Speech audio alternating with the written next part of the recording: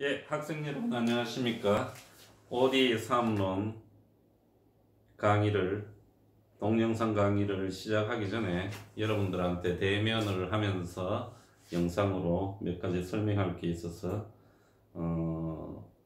이 교재를 통해서 설명을 하도록 하겠습니다. 먼저 정합성과 대형성의 차원에서 이 교재는 구성이 되어 있습니다.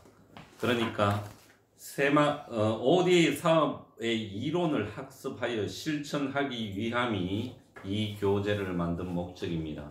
그러니까 여러분들은 이론의 정합성을 배우고 이 정합성을 통해서 국제사회에서 다변화된 환경을 통해서 일어나는 ODA 사업을 실천할 수 있는 역량을 배양하는 게 이 수업의 가장 주된 목적입니다.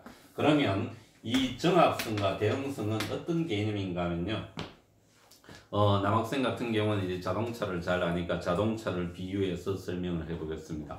자동차의 경우에는 수천 개의 부품들이 형성되어서 각각 정합이 되어서 운전자가 시동 버튼을 누르게 되면 구동하는 원리를 가지고 있습니다. 그러니까 시동 버튼에서 자동차 바퀴에 이르기까지 모든 부분들이 이론에 맞게 되어야지, 정합이 되어야지 자동차가 구동을 한다는 겁니다. 구동을 한다는 거고, 그러니까 가장 정합성이 높은 자동차일 경우에는 그만큼 오류도 적고 고장이 적다는 그런 논리도 가능합니다.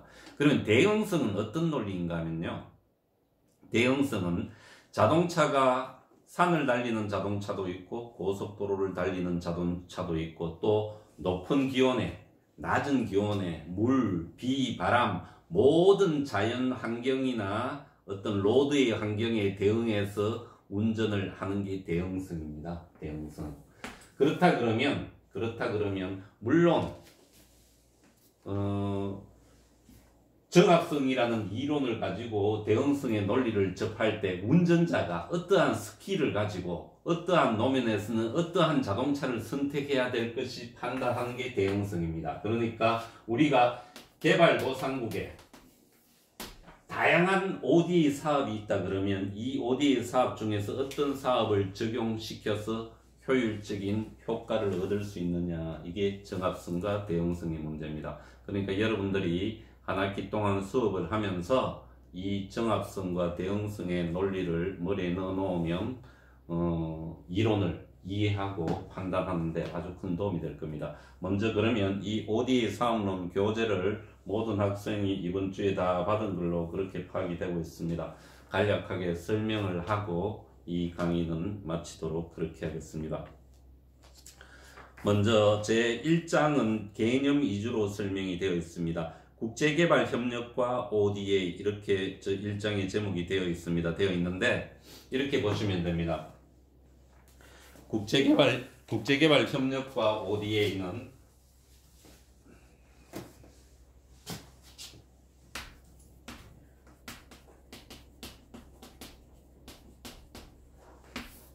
큰 틀에서 국제개발협력은 ODA를 포함하는 개념이다. 이렇게 제가 말씀을 드렸습니다. 국제개발협력이 국제사회에서 연대별로 어떻게 전개되면서 ODA로 구체화되었는지 살펴보는 부분입니다. 물론 개념 정의를 우선하고, 그리고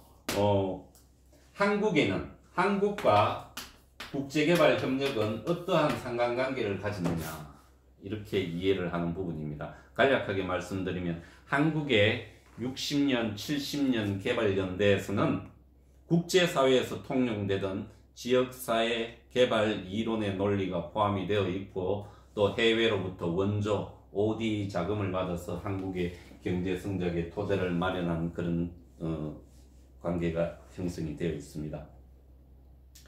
그리고 제2절 국제사회와 ODA 발전사에서 다른 교재에서 다루지 않은 아주 중요한 부분을 제가 여기에 목차에 넣고 내용을 포함을 하였습니다. 그러니까 이런 부분입니다. 자, 주목해 보십시오. 우리가 국제사회에서 ODA 행위를 하는 되는 가장 큰 규범이 있습니다. 그 규범은 시대에 따라 변해져 왔습니다. 2차 세계대전 이후 신생 독립국가의 경제 발전을 돕기 위해서, 또 최근에는 새천년 개발 목표를 통해서 빈곤 타파를 위해서, 그리고 현재는 지속 가능한 개발 목표를 달성하기 위한 가장 큰 규범이 존재를 합니다. 그럼 이 규범과 담론이 존재한다는 겁니다. 이 담론이라는 거는 ODA를 나옵니까? ODA를 행함에 있어서 주체가 되는 정부기관, 중앙정부, 지방정부, 국제기구, 국제금융기구를 포함한 개인도 해당이 됩니다. 개인. 그러니까 이렇게 이해를 하시면 됩니다. 내가 ODA 사업에 참여하게 된 동인은 무엇인가? 동인, 중요한 원인은 무엇인가? 이게 담론이 될 수 있습니다. 어떤 측은지심이 될 수도 있고, 개인적으로, 그리고 개인이 경험한 어떤 가난을 통해서 못 사는 나라를 도와주는데 본인이 어떤 인생의 가치를 부여하는 그런 부분이 있을 수 있는, 규범을 떠나서 담론이 존재한다는 겁니다. 이 담론이라는 것은 개인별로도 차이가 있을 수 있고, 조직별로도 차이가 있을 수 있고, 국가별로도 차이가 있을 수 있습니다. 그러니까 규범 뒤에 숨어있는 이 담론을 해석해내는 과정에 대한 기본 이론을 담고 있는 게 제2절 국제사회 ODA 발전사 목적 및 동기별 분류, 여기에 1절에 해당되는 국제개발협력의 이론적 토대와 연대별 주요 담론, 국제관계 이론을 담았기 때문에 이러한 메커니즘 속에서 여러분들이 ODA를 이해하게 되면 보다 구체적으로 또 논리적으로 이해할 수 있을 겁니다. 그리고 제2장 국제개발협력과 SDGs 지속가능한 개발 목표입니다. 이 부분도 간략하게 설명을 드리면요. 이전에 새천년 개발 목표 MDGs 같은 경우에는 빈곤이 최우선 가치였습니다. 최우선 가치였고, 새천년 개발 목표가 적용되는 국가는 개발도상 국가에 주로 해당이 됩니다. 그런데 국제사회에서 2015년 이후 지속 가능한 개발 목표가 적용되는 것은 개도국을 포함한 모든 유엔 국가에 적용을 한다, 그렇게 되어 있습니다. 그렇게 되어 있기 때문에 이 규범 안에는 빈곤뿐만이 아니라 환경, 보건 등 다양한 국제적인 이슈, 주제들이 들어가 있습니다. 들어가 있기 때문에 왜 지속 가능한 개발 목표를 중요한 주제로 저희들이 학습을 해야 되는가 하면, ODA의 목표나 규범은 모두 지속 가능한 개발 목표와 적합하게 시행할 수 있도록 국제사회는 권고를 하고 있습니다. 권고를 하고 있기 때문에 여러분들이 지속 가능한 개발 목표를 네이버나 구글에 검색을 해보면 각종 지방자치단체, 정부 조직이 지속 가능한 개발 목표 아래 사업을 한다, 이런 내용들을 많이 찾아볼 수 있을 겁니다. 그런데 저는 이제 실증적으로 텍스트 분석을 해서 지속 가능한 개발 목표가 추구하는 중요한 단어, 워드가 무엇인지 교재에서도 담고 있습니다. 그리고 제3장에서는 한국의 ODA 체제를 학습하는 겁니다. 이 부분도 제가 간략히 말씀을 드릴게요. 한국의 ODA 체제라고 하면 체계와 법제로 구성되어 있습니다. 체계와 법제로 구성되어 있는데, 한국의 ODA 체계는 총괄기관, 주관기관, 시행기관 이 3단계로 나누어져 있습니다. 총괄기관은 국무총리 산하 국제개발협력위원회, 그 다음에 주관기관은 외교부, 재경부가 되겠죠. 그 다음에 시행기관은 외교부는 코이카, 재경부는 수출입은행, 그 외에 정부 부처 및 정부기관이 해당됩니다. 물론 여기에도 지방자치단체가 포함이 됩니다. 그러니까 한국의 ODA 체제는 체계와 법제로 구성되어 있는데, 체계는 이렇게 1, 2, 3으로 되어 있습니다. 그 가장 상위법인 국제개발협력기본법 하에 각 정부 기관의 관계 법령이 존재하게 됩니다. 이거를 법제라고 하는데 법률과 제도라는 용어로 저는 다시 해석을 합니다. 법률은 중앙정부 기관에서 법률과 시행령을 규칙을 포함하는 거고, 제도라는 것은 지방자치단체의 규약과 더 나아가서 그 조례와 규약을 의미하는 겁니다. 이러한 부분들이 참고적으로 여러분들이 제 새마을 개발론 강의를 들으신 분은 이해를 하시겠지만, 새마을 운동 협의체계, 행정체계, 법률과 제도하고도 아주 흡사합니다. 흡사하기 때문에 새마을 ODA를 지금 현 시점에서 공적개발 원조 ODA 적용시켜 새마을 ODA로 발전시키는 것은 우리의 과제이자, 그죠? 가장 중요하게 다뤄야 될 연구 대상이라고 생각합니다. 그러니까 한국의 ODA 체제를 이렇게 학습을 하는 거죠. 이렇게 보시면 됩니다. 각 나라의 ODA 체제는 그 나라의 행정 체계와 유사하게 이루어져 있습니다. 유사하게 뭐 자유민주주의 국가, 시장 경제를 추구하는 국가, 연방 국가, 그죠? 그 체제에 흡사하게 이루어져 있기 때문에 그 나라의 행정 체제 그리고 행정의 다변화된 흐름을 이해하는 것도 가장 선제적인 어떤 이해하기 위한 그런 지식이 필요한 지식이라고 할 수 있습니다. 그러니까 제3절은 한국의 ODA 법제 이렇게 구성되어 있죠. 구성되어 있고, 제4절은 국제개발 협력 관련 조례와 규정입니다. 제4절 같은 경우에도 아주 중요한 영역이지만 그동안 우리가 관심을 가지고 않았던 영역이기 때문에 지금 이 자리에 수강을 하고 있는 학생들이 공무원 취업이나 공공기관, 중앙기관의 어떤 취업을 목표로 하고 있다 그러면, 이 이슈 자체는 머리에 숙지하고 있다 그러면 향후에 여러분들이 이 영역에 있어서 아주 새로운 이슈로 발전시킬 여지가 많은 부분입니다. 자, 다시 한번 간략하게 말씀을 드리면, 국제개발협력기본법을 보게 되면 지방자치단체는 ODA 주체로서 책무를 지닌다 이렇게 되어 있습니다. 책임과 의무를 해야 된다. 그런데 2010년 이후 공적개발 원조 저희들이 OECD, DAC 가입을 기점으로 공적개발 원조 자금이 급속히 늘어났지만 그 체제는 뒤따라가지 못하고 있습니다. 가장 특별한 케이스가 지방자치단체의 경우입니다. 자, 그러면 지방자치단체도 공적개발 원조의 중요한 주체인데 왜 3조 2천억이나 되는 예산에서 아주 미미한 형태로, 그것도 아주 제한된 지방자치단체, 경상북도나 강원도 이 세 개 지방자치단체만 참여를 하고 있느냐?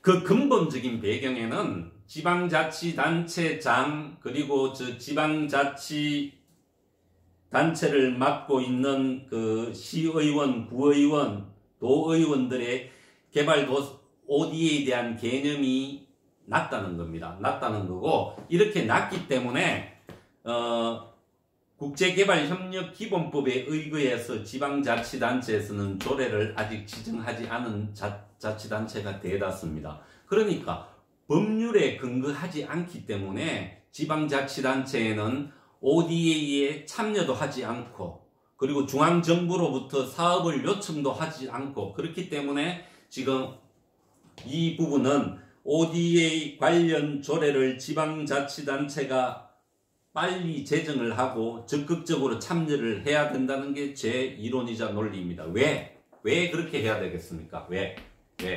해외 사례에서 보더라도 지방자치단체는 엄연히 공적개발 원조의 주체로서 그 의무와 책임을 다하고 있습니다. 독일 같은 경우에는 많은 연도에는 5%, 4% 이상 공적개발 원조 자금을 지방정부에서 집행하고 있습니다. 여러분, 보통 독일 같은 경우에는 많은 나라의 학생들이 공부를 쉽게 할 수 있다, 교육비를 많이 지원을 해준다, 그런 이야기를 많이 들으셨죠?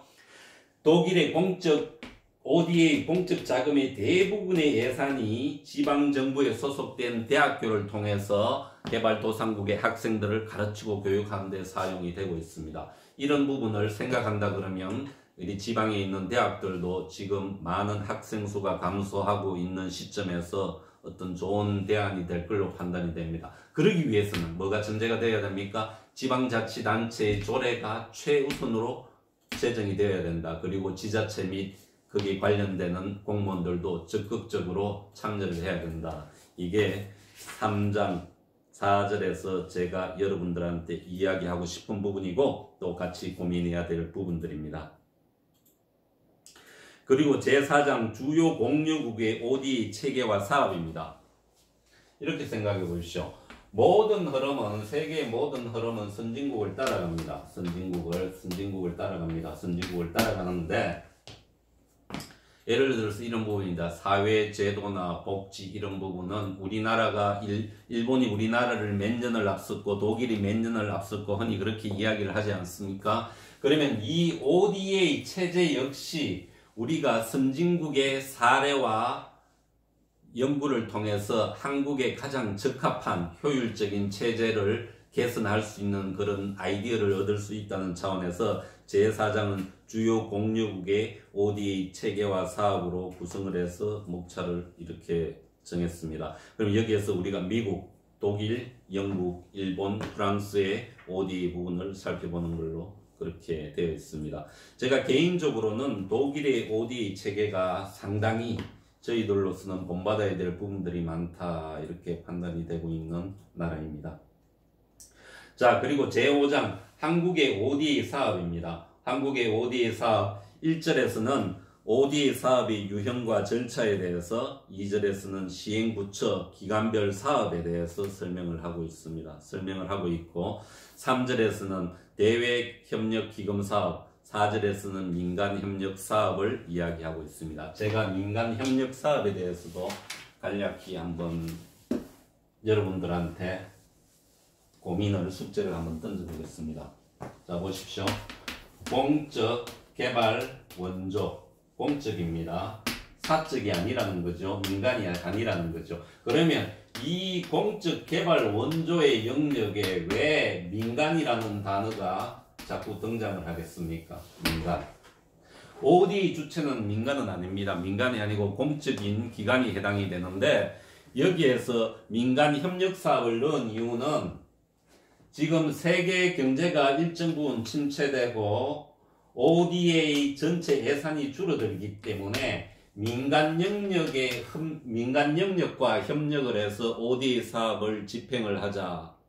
이 부분이 민간 협력 사업에 대한 제4절이 들어가 있는 부분입니다. 그러니까 엄밀한 이야기로 민간 부분은 ODA 주체는 될 수 없지만 ODA를 규정함에 있어서 다양한 개발 주체와 협력을 하라. 민간하고 협력을 하는 부분은 ODA에 포함되는 영역입니다. 포함되는 영역이기 때문에 그 차원에서 이해를 하셔야지 민간이 주도하는 ODA는 개념이나 규정상으로도 일정 부분 부합되지 않는 부분입니다. 그리고 제6장은 다자개발기구와 ODA 사업입니다. 잠시 끊고 가겠습니다. 예, 강의를 이어가도록 하겠습니다. 제6장 다자개발기구와 ODA 사업입니다. 다자개발기구. 이 다자개발기구도 제 교재에서는 다른 교재나 다른 학자들이나 다른 교수님들은 달리 정의를 내릴 수 있지만 저는 큰 틀에서 국제기구와 국제금융기구로 나눕니다. 그러니까 이렇게 보시면 됩니다. 대한민국의 ODA 예산이 추진되는 주체는 제가 뭐라고 해서 중앙정부, 지방정부, 정부기관이 있다 그러면 국제기구, 국제금융기구를 통해서 한국의 ODA 자금이 흘러들어가서 일어나는 행위를 다자개발기구라 그러고 여기에서도 ODA 사업을 분류하게 됩니다. 분류하게 되는데 국제기구 같은 경우에는 어디서 들어갑니까? 코이카를 통해서 국제금융기구, 외교부를 통해서 국제금융기구는 기획재정부를 통해서 이렇게 관리가 되고 있습니다. 관리가 되고 있는데 이 부분도 우리가 조금 더 세밀하게 들어봐야 될 부분이 어떤 부분이 있는가 하면요. 요즘 제가 잠시 놓고 국제사회의 이슈에 따라서 ODA 자금이 어느 국제기구에 더 집중되고 확대되느냐가 결정이 된다는 겁니다. 예를 들어서 국제 분쟁이 일어나서 국지전이 일어난다 그러면 저희들이 파병하는 경우도 있죠. PKO 이런 식으로 그쪽 관련 국제기구로 저희들이 지원금 분담금이 늘어나고 최근에 이제 난민이 큰 이슈가 되었을 때는 난민하고 관련되는 국제기구에 많은 지원을 하게 되고 그렇게 됩니다. 올해 같은 경우는 어떻게 되겠습니까? 올해 코로나 사태가 일어났기 때문에 WHO 국제보건기구를 중심으로 예를 들어서 아프리카나 저개발 국가에 코로나가 확산되게 되면 공적개발 원조 자금이 많이 집행이 되는 겁니다. 제가 이렇게 이야기를 하는 이유는 다자개발기구에 국제기구, 국제금융기구가 있지만 여기에서 뭐 UNDP라든지 WFP라든지 우선순위, 지원되는 우선순위나 중요도는 국제 환경의 변화에 따라서 일정 부분 변동성을 가질 수 있다. 이렇게 이해를 해주시면 됩니다. 또 어떤 중요한 맥락이 있는가 하면요. 한국하고 국제기구, 국제금융기구가 어떠한 관계고 역학관계를 가지느냐에 따라서 분담금이나 출연금이나 지원금이 달라질 수 있습니다. 예를 들어서 한국이 국제기구의 수장이 되는 부분, 그 다음에 국제기구를 통해서 의결권, 그 국제기구의 어떤 발언권, 지분이 많은 경우에는 더 많이 분담금을 출연을 하고 또 우리 많은 청년들이 그쪽 취업을 할 수 있는 부분으로 제도적인 장치를 마련하고 더 집중하는 국제기구 분야가 있고 집중하지 않는 국제기구 분야가 있을 수 있다는 겁니다. 예를 들어서 일본 같은 경우에는 일본이 식민지로 했던 중국이나 많은 나라들이 일본에 대한 이미지가 안 좋다 그러니까 일본에서 어떻습니까? 유네스코를 통해서 지원을 하지 않는다.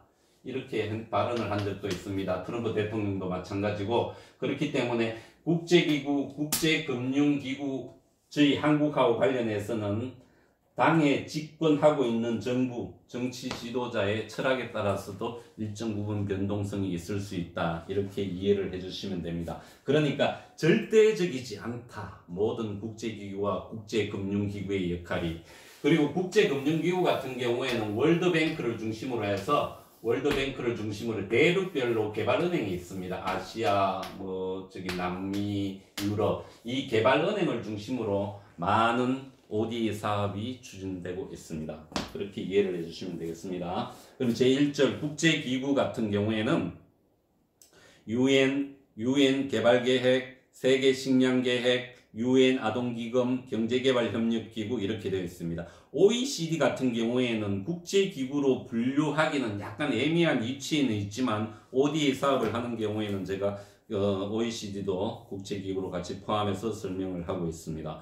그리고 WFP 세계식량계획 같은 경우에는 여러분들 이건 여담이지만 저희 학과 박사 과정에 한국 WFP 소장을 하시는 임 소장님이 공부를 하고 있습니다. 그렇기 때문에 저희 학과가 얼마만큼 국제사회나 국제기구에서도 중요한 역할을 하고 있는지 내부에서는 모르겠지만 외부에서는 그렇게 인식이 되어 있습니다. 인식이 되어 있기 때문에 여기에 대해서 더 공부를 열심히 하고 싶고 또 본인이 거기에 대한 관심이 있다 그러면 대학원을 진학을 해서 더 공부를 하는 것도 하나의 방편이 될 수 있습니다. 제2절 국제금융기구입니다. 여기에서는 세계은행그룹 대륙별로 있죠. 아시아, 아프리카, 유럽, 부흥, 미주개발, 국제통화기금 이렇게 되어 있습니다. 그런데 대부분의 국제기구, 국제금융기구는 미국이 상당한 주도권을 가지고 있습니다. 미국이 상당한 주도권을 가지고 있기 때문에 그 주도권을 가진 나라에 의해서 국제기구의 정책이나 사업이 결정되는 경향성이 있습니다. 그렇기 때문에 우리나라도 국력을 키우고 역량을 배양해서 국제기구나 국제금융기구에 큰 목소리를 낼 수 있고 또 여러분들도 청년들도 취업할 수 있는 그런 발판을 마련하는 것도 이 ODA 사업을 배우는 중요한 역할이 되겠습니다. 그리고 주요 국가의 다자 협력 사업 이렇게 되어 있습니다. 그러니까 이거죠. 자, 그러면 ODA 선진국이라는 미국, 영국, 스웨덴, 일본에서는 어떻게 국제기구, 국제금융기구를 통해서 다자 협력 사업을 추진하고 있느냐를 살펴보는 겁니다. 개괄해서 말씀을 드리게 되면 모든 나라는 자국의 이익, 경제적인 이익, 정치적인 이익이 일정 부분 내포되어 있기 때문에 그러한 메커니즘을 살펴보는 것도 재미있는 학습이 될 것 같습니다. 그리고 제7장 새마을 ODA입니다. 이건 제가 개념할 때 설명을 드렸죠. 새마을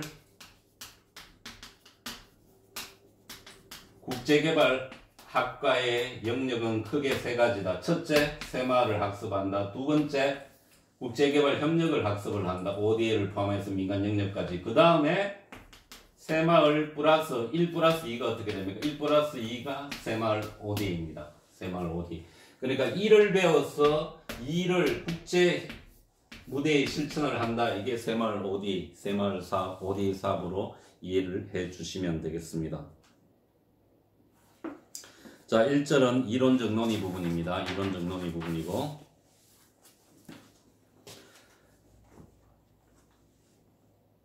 지역사회개발과 지역개발 이론입니다. 자, 이 부분도 중요하기 때문에 제가 다시 한번 설명을 드리겠습니다. 새마을 운동이 있고 새마을 개발이 있습니다. 제가 수업 시간에 새마을 운동과 새마을 개발을 이해하기 가장 좋은 사례로 어떤 사례를 드는가 하면 김밥을 예를 듭니다. 자, 보십시오. 1970년대에 김밥이 있고 2010년대에 김밥이 있습니다. 길게 김밥을 만들게 되면 이게 새마을 운동입니다. 새마을 운동인데 1970년대에는 어떤 재료가 들어가겠습니까? 김밥 그 당시에는 햄이 없었습니다. 교수님이 얻어줄 때 햄이 없었고 그냥 쌀, 그러니까 밥, 시금치, 단무지 정도가 주력이었습니다. 주력이었고 그리고 좀 있는 집은 오뎅까지 넣었습니다. 근데 지금 김밥은 어떻습니까? 치즈도 들어가죠, 참치도 들어가죠, 온갖 재료가 다 들어갑니다. 근데 김밥은 동일한 김밥입니다. 예?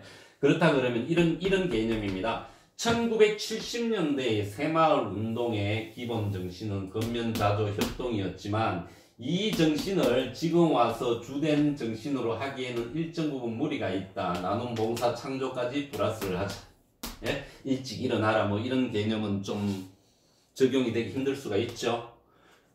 그런데 1970년대는 김밥을 만들어서 마을 주민, 내가 살기 위해서 김밥을 만들었습니다. 그런데 지금은 김밥을 만들어서 어떻게 합니까? 개발도상국에 있는 주민들이 먹기 위해서 김밥을 만듭니다. 나눠준다는 거죠. 봉사를 한다는 거죠.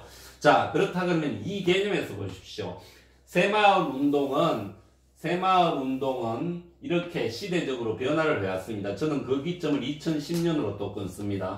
2010년 이후는 새마을 개발이라 하자. 그 이전은 1970년대는 뭐 80년대 이후는 새마을 운동이 그렇게 약화되었던 시기였기 때문에 1970년대는 새마을 운동이라고 하자. 큰 틀에서는 새마을 운동입니다. 그렇게 되면 여러분들이 쉽게 새마을 운동과 새마을 개발에 대한 이해를 할 수 있으리라 생각을 합니다.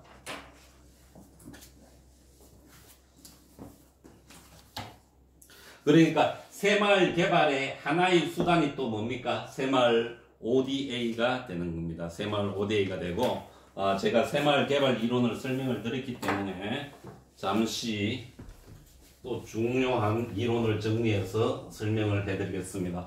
여러분들이 정규 수업 들어가기 전에 이 개념 부분을 모르는 학생은 반복해서 듣게 되면 쉽게 왜 영남대학교에서 새마을 개발이라고 하는지 이해가 잘 될 걸로 판단합니다. 자, 보십시오. 저는 이렇게 이렇게 설명을 합니다. 학생들한테. 새마을 운동은 새마을 개발 이론을 내포하고 있다. 자, 보십시오. 우리 학과가 어떻게 변해왔습니까? 지역사회개발학과, 그 다음에 지역개발학과, 지역및복지행정학과, 새마을국제개발학과 바꿔봤죠. 큰 키워드가 뭡니까? 변하지 않는 큰 키워드가 개발이라는 부분이죠. 개발인데 지역개발, 지역사회개발, 지역개발, 국제개발입니다. 그러면 세계 사회의 흐름 속에서 이 개발의 논리가 어떻게 변화되었는가? 교수님이 내리는 정의는 이렇습니다. 지역사회개발이라는 이론은 2차 세계대전 이후 식민지 국가를 경제적으로 발전시키기 위해서 지역사회개발 이론을 각 식민지 국가, 그러니까 신생 독립국가에 적용을 했습니다. 미국 중심으로. 우리나라도, 한국도 1950년 후반 60년대 보게 되면 마을 부락별로 지역사회 개발 사업을 하고 지도사가 파견되고 그런 사례가 많이 있습니다. 지역개발은 어떤 이론인가 하면 사회가 발전하다 보면 농촌과 도시로 나누어지게 되고 지역 간의 개발 격차가 존재하게 됩니다. 개발 격차가 존재하는데 이 논리는 영국이 산업혁명 이후에 지역 간의 격차를 해소하기 위해서 성장주도 이론이라든지 여러 가지 이론들이 내재되어 있는 게 지역개발 이론입니다. 그러면 국제개발 이론은 뭡니까? 국제개발 이론은 국제사회에서는 흔히 트루만 대통령이 유럽의 부흥을 위해서 공산화되는 걸 막기 위해서 도와주는 게 국제개발의 시초였다 그러는데, 국제개발의 가장 간단한 원리는 선진국이 그 당시 후진국이라고 표현되었습니다. 개발도상국을 도와주는 행위가 국제개발입니다. 언제부터? 2차 세계대전 이후부터. 그러면 여기서 새마을 개발이라 그러는 거는 지역사회 개발과 지역개발과 국제개발의 모든 논리를 포함을 하고 차별화된 논리를 가지고 있습니다. 어떤 차별화된 논리를 가지고 있는가 하면 지도자가 있고 마을 주민이 사업을 결정을 하고 이렇게 독특하게 한국의 마을이 형성되면서 마을 총회를 통해서 사업을 결정하고 사업을 결정하게 또 할 때도 소득과 직결되는 사업을 결정을 하고 최우선적으로 마을의 애로사항을 해결할 수 있는 쪽으로 가되 민주적인 절차를 통해서 했다. 그리고 마을 주민과 국가, 정부 이 사이에는 마을 지도자가 있어서 매개 역할을 했다. 그리고 가장 중요한 교육이라는 부분이 들어가서 주민들의 의식을 개혁하고자 했다. 이 논리 자체는 지역개발, 지역사회개발, 국제개발에 찾아볼 수 없는 논리입니다. 그렇기 때문에 새마을 개발 논리는 제가 주장하는 것은 지역개발, 지역사회개발, 농촌개발, 기존의 국제개발과는 차별화된 한국형 개발 이론이다. 이게 제가 1학기 때 수업하는 새마을 개발의 가장 핵심적인 이론이고, 이 이론 자체로 여러분들이 새마을 ODA를 국제사회에 전달하는 데 있어서 한국의 성공된 경험을 개발 이론을 가르친다. 그게 새마을 ODA에 들어가 있고 새마을 개발 이론으로 이해를 해주시면 됩니다. 그리고 제2절 새마을 운동과 새마을 개발 이론, 여기에 새마을 운동과 마을이 나오죠. 새마을 운동의 발전 단계와 추진 체계, 새마을 사업 이론, 새마을 개발 이론 이렇게 되어 있습니다. 그리고 이 마을은 현재 마을 공동체, 그죠? 마을 공동체라는 이론과 함께 다시 한번 새마을 운동 당시에 대상 마을에 대해서 연구하는 그런 경향도 많이 보이고 있기 때문에 관심 있는 학생들은 도시의 마을 공동체 이 부분하고 연계해서 공부를 해도 많은 도움이 될 걸로 판단이 됩니다. 그 다음에 제3절은 새마을 ODA입니다. 이 7장 3절의 경우에는 제가 이제 정재원 박사님과 별도로 논문을 준비 중에 있는 영역입니다. 왜 그런가 하면 영남대학교에서 새마을 국제개발을 전공한 박사 선생님들이 새마을 ODA에 대한 정의를 지금 다시 정확하게 내리려고 하고 있습니다. 그러니까 흔히 지방자치단체, 대구시나 경상북도 중앙기관에서 말하는 새마을 ODA는 어떤 이론과 논리가 포함되어 있느냐, 어디에 근거를 하느냐, 이 부분들을 저희들이 학술적으로 정리를 할 겁니다. 이런 논리가 들어가고 이런 사업이어야지 새마을 ODA로 정의할 수 있다. 그렇게 지금 정리를 하는 과정 중에 있고 논문을 준비 중에 있기 때문에 필히 내년쯤 되게 되면 그 논문이 이 교재에 또 탑재돼서 또 더 좋은 교재로 여러분들 후배들한테 강의가 진행될 걸로 그렇게 판단이 됩니다. 그리고 제4절 새마을 ODA 사업의 실제입니다. 자, 그렇다 그러면 한국에서 하고 있는 새마을 ODA 사업의 실제 사업은 어떤 게 있느냐? 지방자치단체, 대구시, 경상북도, 농진청 이 부분에 대해서 사례들을 모았습니다. 모아오고 자, 그렇다 그러면 어떤 방향으로 개선되어야 하느냐 이렇게 되어 있습니다. 가장 핵심적인 내용은 이겁니다. 1970년대에 한국 농촌 발전을 견인한 새마을 운동에 대한 사업을 개발도상국은 배우고 싶어 합니다. 왜? 한국처럼 되고 싶기 때문에요. 그렇다 그러면 우리가 새마을을 전공한 저희들이 이론을 축적해서 제가 이게 뭐라 그래서는 정합성 있게 논리적으로 누가 보더라도 논리적으로 그 다음에 실천의 영역은 사업의 영역입니다. 대응성 있게라는 말은 아프리카 또는 이게 라오스라든지 각 나라마다 민족의 특성이 있을 수 있고 마을의 특성이 있을 수 있고 기후적 특성 여러 가지 특성이 있을 수 있죠. 그 대응성에 맞춰서 사업을 하자. 이게 새마을 ODA 사업의 방향에 대해서 고민을 해보는 부분입니다. 그리고 제8장 ODA 사업의 실행과 평가입니다. 이 부분도 상당히 중요한 부분이지만 그동안 강조되지 않았던 부분입니다. 자, 이렇게 생각을 해보십시오. 3조 2천억이나 되는 아주 방대한 예산을 ODA 주체가 추진하고 집행을 하게 되면 거기에 대한 평가도 뒤따라야 된다. 어떻게? 내부 평가가 아니고 외부 평가를 통해서 체계적으로 평가되어야 된다. 그래서 잘된 사업은 지속 가능하게 하고 잘못된 사업은 딜리트 시키고 계속 발전시켜 나가는 과정이 필요하다. 그게 제8장 ODA 사업의 실행과 평가의 핵심적인 부분입니다.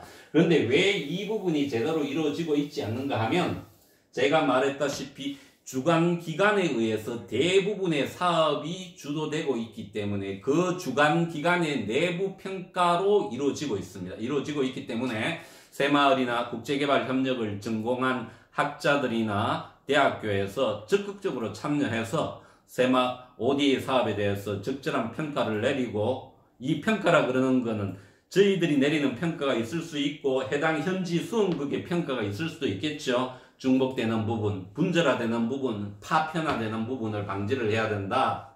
이게 제8장의 가장 핵심적인 요소로 자리를 하고 있습니다. 자리를 하고 있고 제9장 같은 경우에는 ODA 관련 법규를 국제개발협력기본법에 해서 이렇게 넣었습니다. 이 9장 같은 경우에는 어디죠? ODA 법제하고도 관련되는 부분이기 때문에 부분별로 각 장에서 필요할 때마다 학생 여러분들한테 설명을 하도록 하겠습니다. 그럼 짧으나마 제가 이렇게 개괄해서 ODA 사업론 목차를 설명을 해드렸기 때문에 이 각 장 하나가 독립된 게 아니고 이렇게 서로 관련성을 맺으면서 교재가 구성되어 있습니다. 예, 이상입니다.